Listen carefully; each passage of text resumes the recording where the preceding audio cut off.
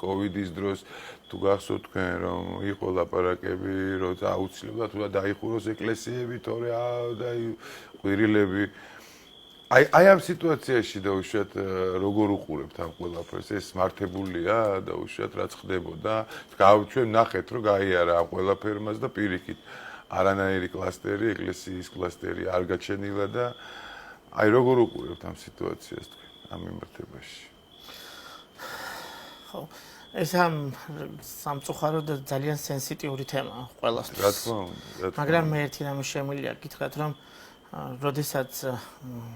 ვექიმობ და ყველა ექიმი დამეთახმება ამასთან დაკავშირებით და განსაკუთრებით რეანიმაციაში სიკვდილის სიცოცხლესთან როცა ბრძოლობ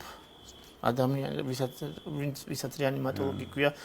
და მიაღწევ რაღაც წარმატებას რასაც სიცოცხლის გადარჩენა ქვია აუცილებლად რომ მოიხედავ გონია რომ შენს უკან დგას ძალა და სულ ამას ვიძახი რომ ეს ძალა ღმერთია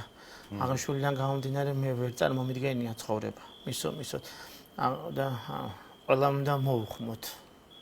გონებას რომ თუ ვინმე ერთმანეთს ვეხმარებით ვარჩენთ და სიცოცხლეს ვჩუქნით